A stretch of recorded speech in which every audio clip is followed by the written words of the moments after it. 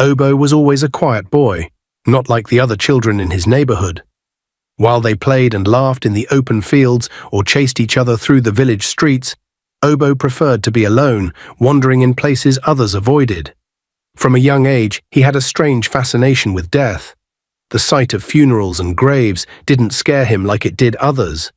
In fact, he was curious. What happened when life ended? Where did people go?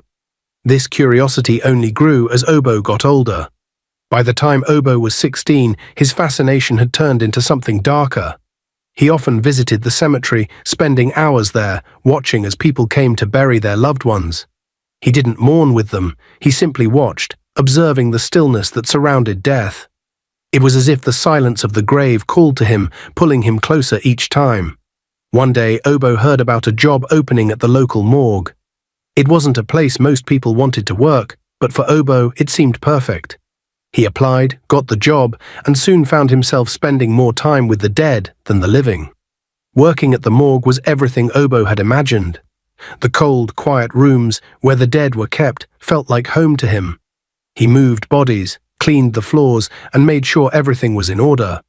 But as time went on, Obo's curiosity about death grew even stronger. The more time he spent around the bodies, the more he felt drawn to them in a way he couldn't explain.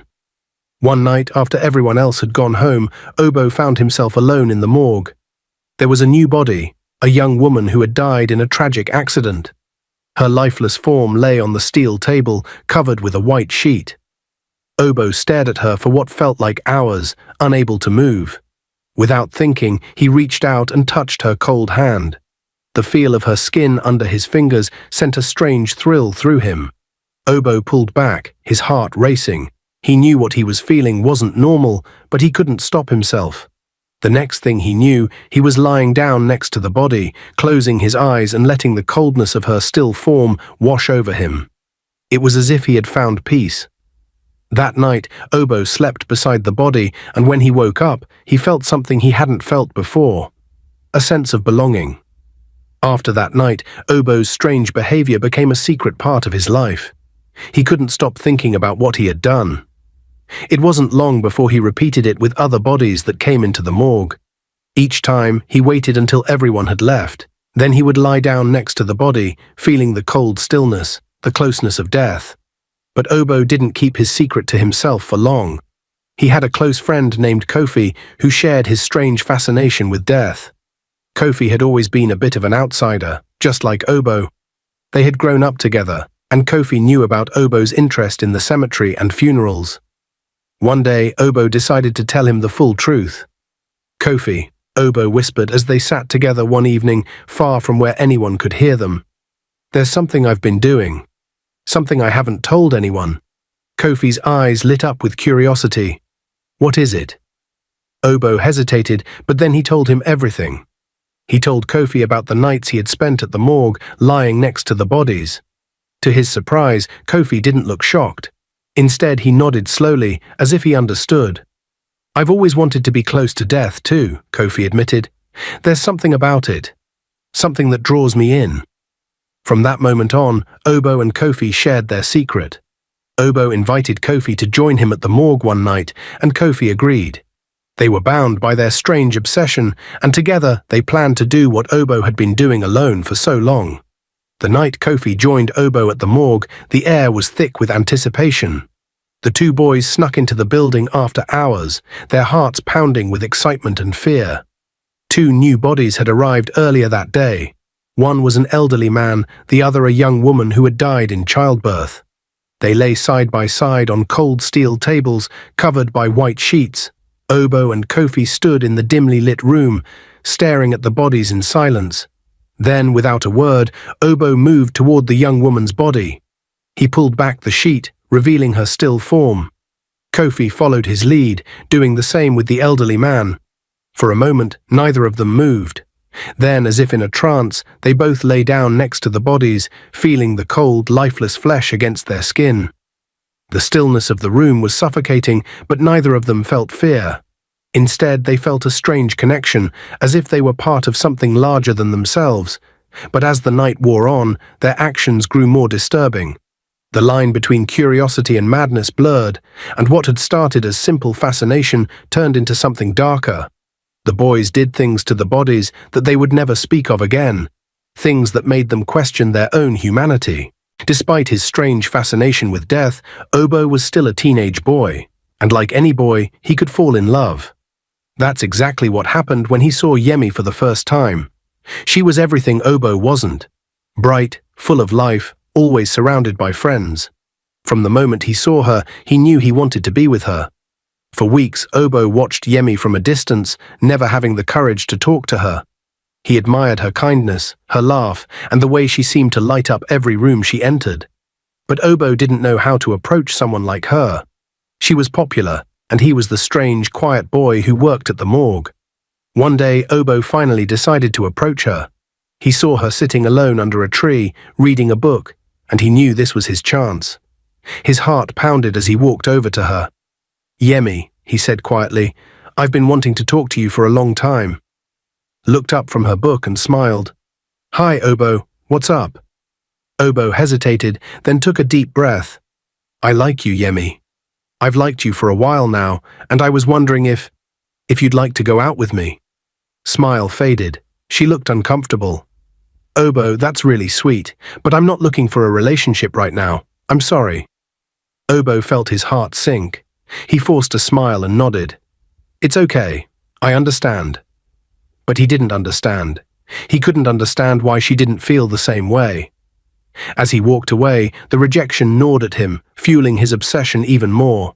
Yemi was alive, and she had rejected him. The dead, on the other hand, couldn't say no. A few weeks after Yemi's rejection, tragedy struck. It had been an ordinary day for Yemi.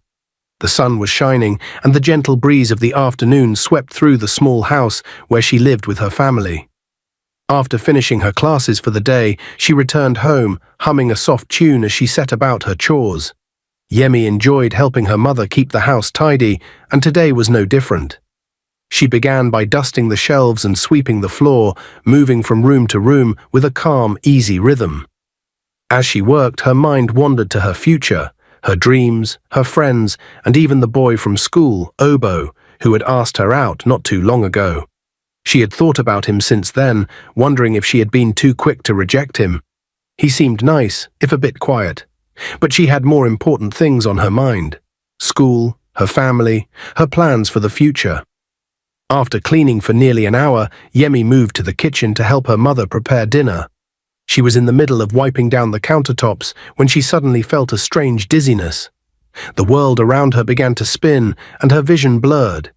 She reached out to steady herself on the counter, but her hands felt weak. Before she could call out for help, her knees buckled, and she collapsed to the floor with a heavy thud. Her mother, who had been busy preparing vegetables at the sink, rushed over to her, panic filling her heart. "Yemi," she cried, kneeling beside her daughter. "Yemi, can you hear me?" But Yemi didn't respond. Her eyes were closed, and her breathing was shallow. Her mother frantically called for her husband, who came running from the next room. Within minutes, Yemi was rushed to the nearest hospital, where doctors immediately began working to figure out what had caused her sudden collapse. At the hospital, Yemi's family waited anxiously for news. The doctors examined her thoroughly, running several tests to determine what was wrong. After hours of waiting, they were finally given an answer. Yemi had suffered a severe brain hemorrhage. The doctors explained that it was an unexpected and sudden event, one that no one could have predicted. "She's in a coma," the doctor told them gravely. "We'll do everything we can, but it's hard to say how long she'll remain unconscious. There's a chance she could wake up, but we just don't know." Yemi's parents were devastated. The vibrant, lively girl they had known was now lying motionless in a hospital bed, her body hooked up to machines that kept her alive. Days turned into weeks as Yemi remained in the coma, showing no signs of improvement. Her friends came to visit, sitting by her bedside, hoping that their presence might somehow wake her. They whispered to her, telling her stories, sharing memories, and begging her to come back. But Yemi didn't respond. Obo heard the news through a mutual friend. When he learned that Yemi was in the hospital, his heart sank. He couldn't believe it. The girl who had been full of life and energy, the girl he had admired from afar, was now lying in a hospital bed, hovering between life and death. He wanted to visit her, to be close to her, but he didn't. He stayed away, unsure of what to say or do. 2 weeks passed, and the doctors saw no improvement. Yemi's condition remained unchanged, and her family was forced to face a heartbreaking decision. The doctors sat down with them, explaining that there was little more they could do. Yemi's brain had suffered too much damage, and the chances of her ever waking up were slim to none. "We're so sorry," the doctor said softly, "but it might be time to consider letting her go."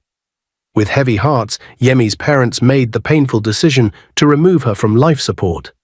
The machines that had kept her breathing were turned off, and within moments, Yemi was pronounced dead. The news of Yemi's death spread quickly through the community. Everyone who knew her was shocked and saddened. She had been so young, so full of promise. No one could believe that she was truly gone. But for Obo, the news affected him in a much deeper, darker way. He couldn't stop thinking about her smile, her kindness, and the way she had looked at him when he asked her out. Her rejection still lingered in his mind, but now there was no chance for her to ever change it. Yemi was gone, but Obo knew exactly where her body would be taken. Yemi's body was transferred to the morgue a few days after her passing. The funeral arrangements were being made, but her family needed time to prepare for the ceremony, so her body would rest at the morgue until then. Obo knew this all too well. As soon as he heard the news, he felt an overwhelming pull to see her one last time. It was strange. Despite her death, Obo didn't feel sadness like everyone else. Instead, he felt an odd mix of excitement and longing. He couldn't stop thinking about the fact that she was now lying in the cold room, where he worked, where he had spent so many nights alone with the dead. But Yemi was different. This was the girl he had loved, the one he had dreamed of. Now she was there, waiting for him, still and silent. Obo waited for the right moment, biding his time until the morgue was empty. He made sure that no one would be around that night. When the last worker left, he slowly made his way to the cold room where Yemi's body was kept. His heart pounded in his chest as he walked down the dimly lit hallway, his footsteps echoing against the concrete floor. When he reached the room, he paused for a moment outside the door, his hand resting on the handle. He took a deep breath, trying to calm the mixture of fear and excitement that rushed through him. Then, with a steady hand, he pushed the door open. The cold air of the room hit him immediately, and there, on the steel table in the middle of the room, was Yemi. She was covered with a white sheet, just like all the others. But this time, it felt different. This wasn't just another body. This was Yemi. Obo walked slowly toward the table, his eyes fixed on her still form. He gently pulled back the sheet, revealing her face. She looked peaceful, as if she were simply sleeping. Her skin was pale, but to Obo she still looked beautiful. He reached out, hesitating for a moment before his fingers brushed against her cold cheek. The touch sent a shiver down his spine. He stood there for what felt like hours, just looking at her, memorizing every detail of her face. Then, as if in a trance, he moved closer. He lay down beside her, just as he had done with the other bodies before. But this time it felt different. This was Yemi, the girl he had loved. She was close now, closer than she had ever been when she was alive. Obo closed his eyes, feeling the coldness of her body against his. His heart raced, but his mind was calm. This was what he had wanted for so long, Yemi beside him, not able to reject him this time. But as Obo lay there, something strange began to happen. At first he thought he was imagining it. A slight movement, a twitch in her fingers. He opened his eyes, staring at her hand. Then it happened again, a small, jerking motion. Obo's breath caught in his throat. Yemi's body moved. Obo scrambled off the table, his heart pounding in his chest. He backed away, his eyes wide with disbelief. Yemi's hand twitched again, this time more violently. Her chest heaved as if she were struggling to breathe, though her mouth remained closed. Her eyelids fluttered, and then slowly they opened. Obo stood beside Yemi's lifeless body, his mind struggling to process everything. He tried to push away the memory of her hand twitching earlier, focusing instead on the fact that she was his now. She was no longer someone he could only dream about. Yemi was there with him, even in death. As he leaned closer to her, his phone buzzed in his pocket, snapping him out of his thoughts. It was a message from Kofi. "Heard about Yemi. I'm coming over. We'll do this together." Obo froze. He and Kofi had always done everything together when it came to their dark secret at the morgue. Kofi was the only one who knew what Obo had been doing all this time, and normally Obo wouldn't hesitate to let him come. But this time was different. This was Yemi.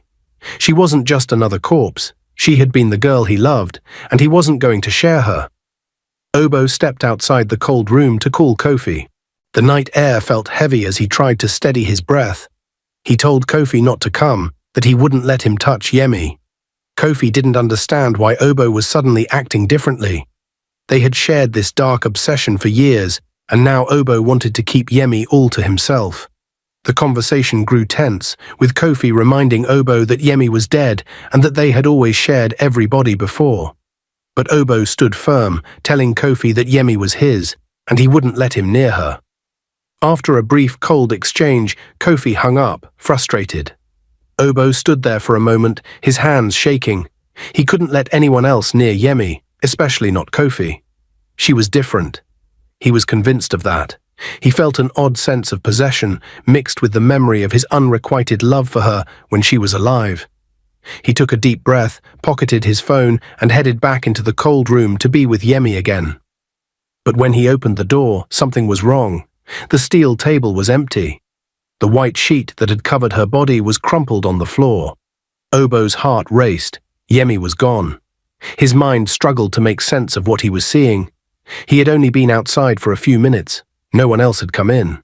The morgue was locked, and there was no way anyone could have moved her so quickly. Panic set in as Obo searched the room, checking every corner, lifting sheets from the other bodies, hoping somehow he had just made a mistake. But Yemi wasn't there. He searched the entire morgue, opening drawers, looking for any sign of her. But she had vanished. His heart pounded in his chest as he ran from room to room, desperate to find her. His hands shook uncontrollably as he lifted the other sheets again and again. But nothing. Yemi was simply gone. The fear grew deeper inside him. He couldn't understand it. How could a body just disappear? His mind flashed back to the moment he saw her hand twitch, and suddenly an icy dread filled him. Was it possible that Yemi had moved on her own? But that was impossible. She had been dead for days. Still, the image of her lifeless hand twitching replayed in his mind, sending shivers down his spine. Obo stumbled out of the morgue into the night. The cold air hit his face as he tried to calm himself, but it was no use. He was consumed by fear and confusion. Yemi's body was gone, and he had no explanation for it. He walked in a daze, the streets feeling strange and unfamiliar, his mind racing with questions he couldn't answer. The thought of Yemi waking up, of her leaving the morgue on her own, gnawed at him, but it was too terrifying to fully comprehend. By the time he made it home, he was drenched in sweat, his hands still trembling. Locking the door behind him, Obo collapsed onto his bed. His mind refused to settle, replaying every moment over and over again. The morgue, Yemi's twitching hand, the empty table, none of it made sense. Yemi was gone, and Obo had no idea where she could be. What Obo didn't know was that the moment he stepped outside to take Kofi's call, something unthinkable had happened. Yemi, who had been dead for days, stirred on the cold steel table. Her body, stiff and motionless just moments before, twitched violently, as if something deep within her was fighting to break free. Slowly, and with a great struggle, Yemi rolled off the table, landing on the hard floor with a dull thud. It was as if her body was moving on its own, driven by some unseen force. Her legs were weak, barely able to support her as she dragged herself toward the back door of the morgue. Her mind was a haze, caught between the worlds of life and death, but something inside her pushed her to keep going. She didn't know where she was going or why, but she knew she had to get out. Reaching the back door, Yemi used the last bit of strength she had to push it open and crawl outside. The cold night air hit her like a wave, but she kept moving, inching her way toward the main road. Her vision blurred, her body still numb from the icy grip of death, but she made it to the street, where the lights of passing cars flickered in the distance. Suddenly, Yemi collapsed on the side of the road, her body giving out completely. Her breath was shallow, her chest rising and falling in weak gasps. She lay there, motionless, her pale skin glowing under the streetlights. Moments later, a car approached. A man driving by noticed her crumpled figure on the side of the road and immediately pulled over. He rushed out of the car, panic gripping him as he knelt beside her. She looked as if she had been through something terrible, her skin cold and lifeless, but he could feel a faint pulse. Without hesitation, he scooped her up and placed her in the back seat of his car, speeding off toward the nearest hospital. When they arrived at the hospital, the nurses and doctors couldn't believe their eyes. They recognized her instantly. She had died in their hospital some days ago, and yet here she was, alive, barely clinging to life, but undeniably alive. The doctors rushed her into the emergency room, hooking her up to machines and running tests to confirm what their eyes were telling them. How could someone who had been declared dead show up at the hospital, breathing and alive? Hours passed as the doctors worked to stabilize Yemi. When she finally woke up, her eyes fluttering open in a daze, the room was filled with tension. Her heartbeat was steady now, but her mind was a whirlwind of confusion and fear. She blinked, trying to focus, her memories slowly coming back to her in fragments. Then it all rushed back. Obo. She remembered being at the morgue, feeling trapped in her own body as he lay next to her. She remembered the cold touch of his hands and the sound of his voice. Her heart raced as she struggled to sit up, her mind spinning. She had to tell someone what had happened. The doctors surrounded her, asking questions, trying to understand what had brought her back from the dead. But Yemi couldn't focus on that. Her voice trembled as she began to speak, telling them everything she remembered. Every detail of what Obo had done, every chilling moment in the morgue. The doctors were stunned. This was beyond anything they had ever encountered. Yemi had been declared dead, and yet here she was, telling them about her experience in the morgue, about a man who had done unspeakable things to her body. They knew they had to act fast. The police were called immediately. While Yemi rested in the hospital, recovering from her ordeal, the police set out to find Obo. Armed with the details Yemi had provided, they moved quickly, knowing that they needed to catch him before he had a chance to flee. Back at Obo's house, he sat in a state of panic. After searching the morgue and finding Yemi's body missing, he had rushed home, his mind swirling with fear and confusion. He couldn't understand how she had disappeared, and now he couldn't shake the feeling that something was terribly wrong. Just as he was packing a bag, ready to flee, a loud knock came at the door. His heart skipped a beat. He froze, his hand hovering over the bag. The knock came again, this time louder, more forceful. Obo knew what was coming. He could feel it in the pit of his stomach. Slowly, he walked to the door, his hands trembling as he opened it. Standing there were two police officers, their expressions cold and stern. Without a word, they stepped inside, pushing past Obo as they told him he was under arrest. Obo didn't resist. He couldn't. His mind was too overwhelmed by everything that had happened. As the officers cuffed his hands behind his back and led him out of the house, he glanced around, trying to make sense of it all. How had it come to this? How had Yemi, dead and cold just hours ago, come back? As they drove him to the station, Obo's mind raced with a mixture of disbelief and fear. He had spent years hiding his dark secret, and now, in the most unimaginable way, it had all come crashing down. At the police station, Obo sat nervously in a small room. His hands were cuffed, and he felt a mix of fear and confusion. Two officers sat across from him, ready to question him. One officer asked, "Obo, did you only interact with Yemi, or have you done this before?" Obo's heart raced. He decided to lie. "Yes, Yemi was the only one. I'm really sorry. It was a mistake. Please forgive me." The officers exchanged looks. Another officer said, "It's up to Yemi and her family to decide what happens next. They will decide if you will face court charges or not." Obo's hope for a lighter sentence faded. His future was now in Yemi's hands. He had to wait and see what they would decide. A few days later, Yemi was discharged from the hospital. The news of her miraculous return from the dead had spread, and her family threw a grand party to celebrate her recovery. The atmosphere was filled with joy and relief as friends and relatives gathered to welcome Yemi back. After the party, Yemi and her father sat together in a quiet part of their home.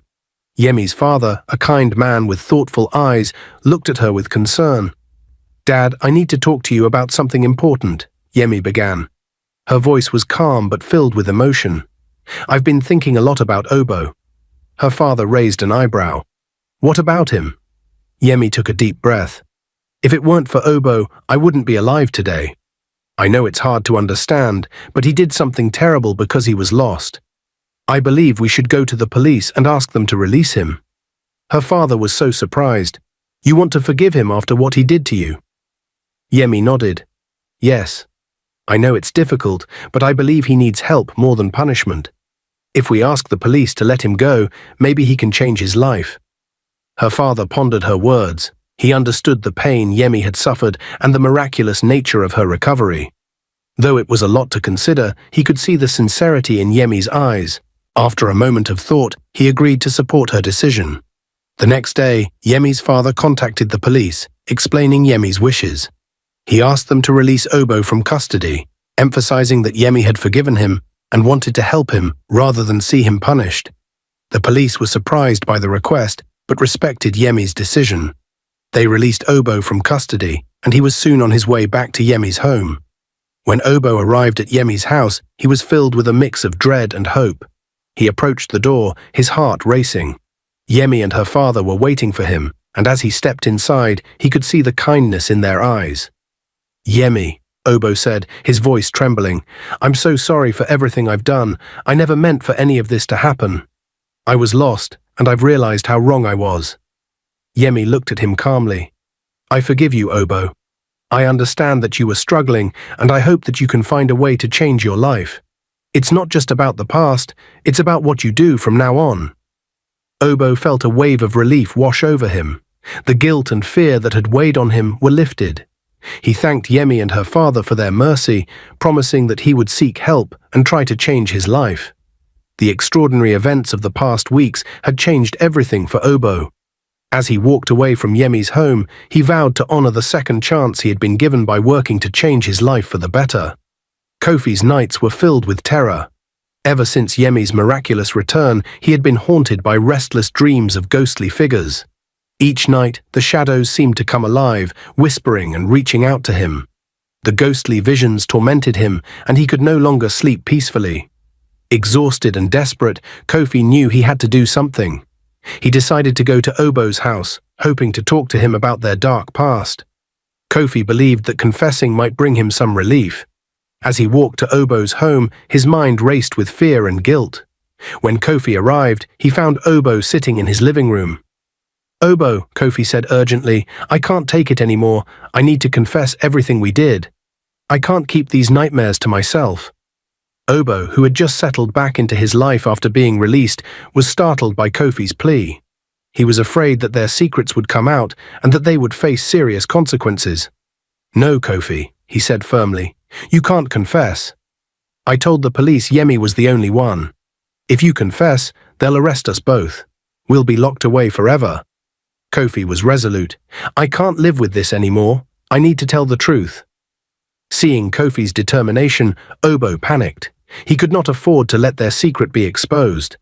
As Kofi turned to leave, Obo grabbed a heavy stick from the corner of the room. Without warning, he swung it at Kofi. The stick struck Kofi on the head, and he collapsed unconscious on the floor. Obo looked at Kofi's motionless body and thought he was dead. A wave of panic hit him, but he quickly decided he needed to act. He dragged Kofi's body outside and left it by the roadside, hoping no one would find him. Luckily, a passerby saw Kofi lying on the road and quickly called for help. An ambulance arrived and rushed Kofi to the hospital. There, doctors worked to stabilize him, and after he regained consciousness, he was questioned about what had happened. Still shaken, Kofi told the doctors everything. He confessed to them about the strange and horrific things he and Obo had done with the corpses at the morgue. The doctors were stunned by the revelation and immediately called the police. The police arrived at the hospital and took Kofi's statement. They soon tracked down Obo, who was at home, trying to act as if nothing had happened. The police arrested Obo, and the two men were taken into custody. At their trial, both Obo and Kofi were charged with grave offences. Their shocking actions had been revealed, and the court found them guilty. They were sentenced to 30 years in prison. Their once hidden life of horror was now public knowledge, and they had to face the consequences of their actions. As they were led away to start their long prison sentences, Obo and Kofi had to confront the reality of their crimes. As Obo and Kofi began their long prison sentences, the gravity of their actions weighed heavily on them. Each day in prison was a reminder of their terrible choices and the suffering they had caused.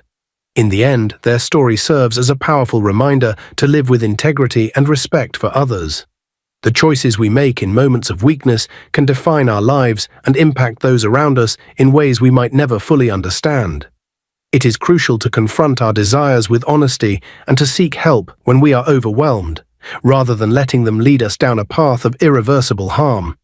Obo and Kofi's tale is a somber reminder that true freedom comes from within, through accountability, remorse, and the genuine effort to change.